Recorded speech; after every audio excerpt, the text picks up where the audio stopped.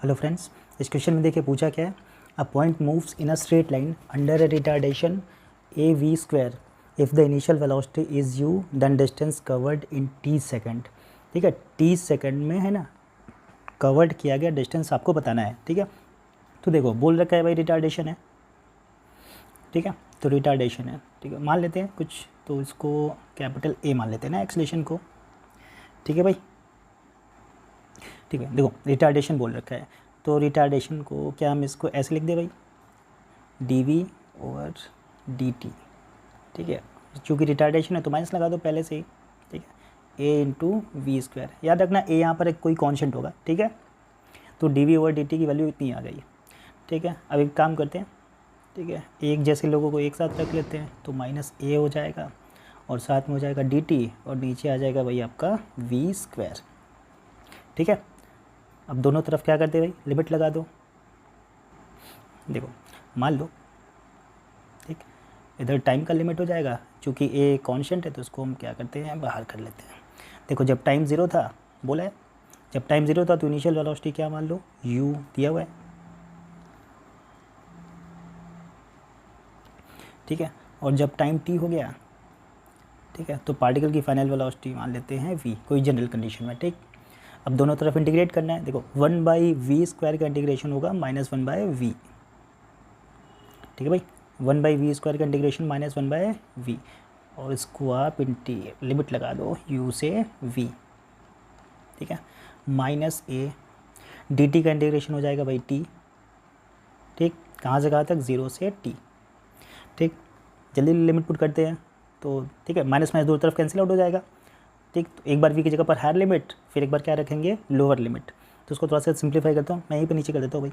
तो ये हो जाएगा 1/v minus 1/u is equal to क्या हो जाएगा भाई, ए टी। थोड़ा सा मैंने डायरेक्ट कर दिया ना, एक बार क्या रखोगे, टी की जगह पर टी रखोगे, -0 रखोगे तो ए टी आएगा।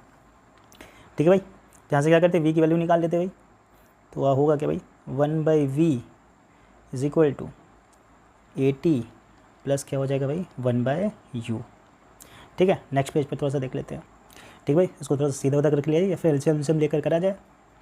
ठीक है, देखो 1/v इज इक्वल टू, है ना, 1/v है भाई।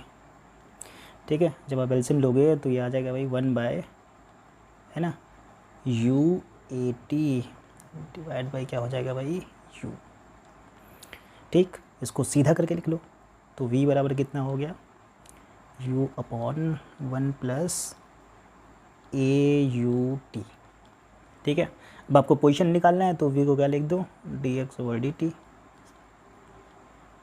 ठीक है, तो यहाँ पर हो जाएगा आपका u1 प्लस ए यू टी। ठीक है भाई, अब देखो करते क्या है, फिर से वही बात, एक जैसे लोगों को एक साथ कर लो तो इधर आपका हो जाएगा dx। ठीक, इन सब को आप नीचे लेकर आ जाओ। ठीक है भाई, ये रहने दो, कॉन्स्टेंट ही है, काम तो इधर चला, किसी को इधर मतलब dt को इधर ले जाओ, है ना, जल्दी काम हो जाएगा। ठीक है, तो dt को भाई उधर ले गए तो उधर कितना हो जाएगा, u divided by 1 plus A U T, है ना, और साथ में हो जाएगा dt। अब दोनों साइड इंटीग्रेट कर लो। ठीक है भाई, ये इधर हो गया इंटीग्रेट। ठीक है, लिमिट लगा लो, जब फिर से इधर टाइम की लिमिट लग जाएगी, तो इधर जब टाइम 0 था तो इनिशियल पोजीशन कुछ बोला नहीं तो मान लेते ओरिजिन पर रहा होगा। ठीक है, और जब टाइम मान लो कितना हो गया भाई, t, तो फाइनल पोजीशन मान लेते हैं x। ठीक है, इसका इंटीग्रेशन करा जाए। देखो भाई, इधर का जब इंटीग्रेशन करो तो सीधे इधर का मैं सीधे लिख दे रहा हूँ ना भाई, इधर तो आ जाएगा x।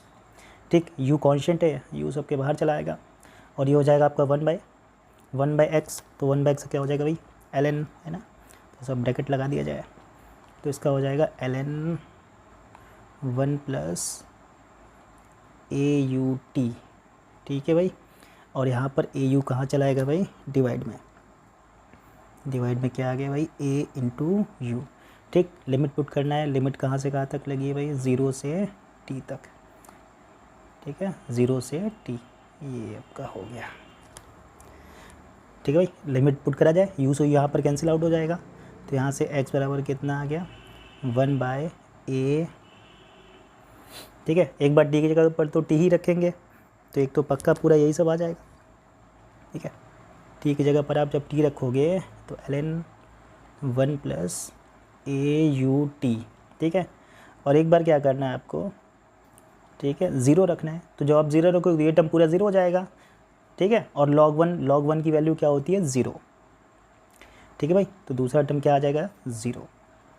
0 क्यों आया समझ में आया? यहाँ पर आप 0 रखोगे 0 मिलेगा यहाँ, ठीक है। 0 रखोगे तो ये हो जाएगा log 1 या ln 1, तो इसकी वैल्यू क्या हो जाती है 0, ठीक है। तो ये आपका फाइनल आंसर है, यानी फाइनल आंसर कितना हो गया 1/a ln 1 प्लस OUT, ठीक है।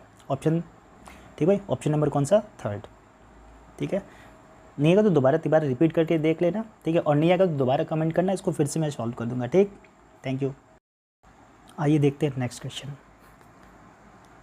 बोला क्या भाई, the displacement x of a particle moving in one dimensional under a action of constant force is related to t equal t, है ना, by the equation t equal to √x + 3 where x is in meter and t is in second.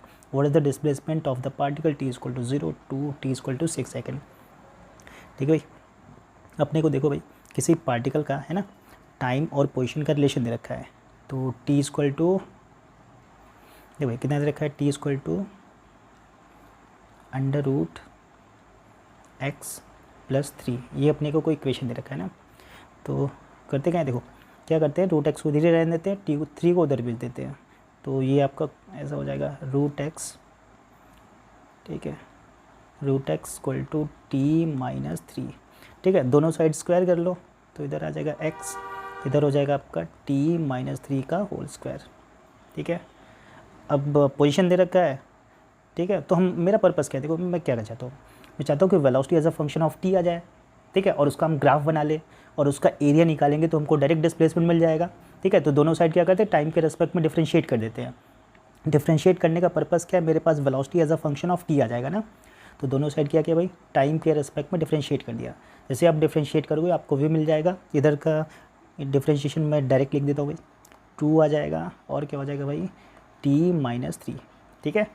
यानी मेरे पास v का function आ गया, इसको ऐसे लिख लो 2t - 6, ठीक है। Velocity as a function of t मिल गया। क्या हम इसका ग्राफ बना सकते हैं? बिल्कुल बना सकते हैं। तो देखो उसका ग्राफ कैसे बनता है भाई, है ना। अपने पास इक्वेशन क्या है, v बराबर, ठीक है भाई, 2t - 6, ठीक है। इसका हम ग्राफ बनाते हैं, ठीक है। देखो भाई, ठीक है, बनाते इसका ग्राफ। देखो इसमें t बराबर जब आप 0 पुट करोगे, ठीक है, इसमें t बराबर 0 पुट करो तो वेलोसिटी आपको कितनी मिलेगी -6, ठीक है। और जब आप वेलोसिटी को 0 रखोगे, है ना, जब आप वेलोसिटी को क्या रखोगे 0, तो वो टाइम कितना आ जाएगा भाई 3 सेकंड, है ना।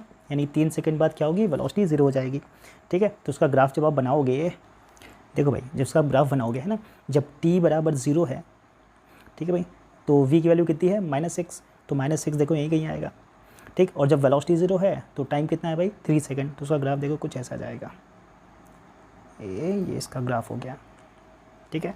स्ट्रेट लाइन बनेगा क्योंकि ये इक्वेशन कैसा है अपने पास, स्ट्रेट लाइन का, ठीक है। ये वैल्यू कितनी हो गई, ये वैल्यू हो गई आपकी -6, ठीक है भाई। ये वैल्यू कितनी हो गई बोलो -6, और ये वैल्यू कितनी हो गई बोलो 3 सेकंड, ठीक है। अब हमको मालूम है वेलोसिटी टाइम का अगर अपने को ग्राफ दिया है तो उसका अगर हम एरिया निकाल पाए तो हमको क्या मिल जाएगा, डिस्प्लेसमेंट, ठीक है। तो हमको 0 से 6 सेकंड तक के लिए बोला है, तो 3 सेकंड तो ये हो गए, और मान लो ये अपना हो गया यहाँ से हो गया भाई 6 सेकंड, ठीक। क्या करते हैं, 6 सेकंड पर वेलोसिटी पता कर लेते हैं कितनी होगी, है ना, थोड़ी सुविधा मिल जाएगी। तो 6 सेकंड पर अगर आप वेलोसिटी निकालोगे तो v बराबर हो जाएगा 2t - 6, t की वैल्यू 6 पुट कर लो तो 12 में से 6 का 6, तो ये कितना आ जाएगा 6, ठीक। एक बात बताओ, अगर इस वाले पोर्शन का अगर आप एरिया निकालोगे, ठीक है, तो डिफरेंस 3 है, बेस 3 है और हाइट कितनी है 6, यहाँ भी सेम चीज़ है, तो जो जैसा यहाँ आएगा वैसा यहाँ आएगा। अब चूँकि डिस्प्लेसमेंट वेक्टर क्वांटिटी होती है तो दोनों को वेक्टोरियली ऐड करोगे, है ना, तो आंसर कितना आ जाएगा 0, आंसर कितना आ जाएगा भाई 0, ठीक है। Thank you.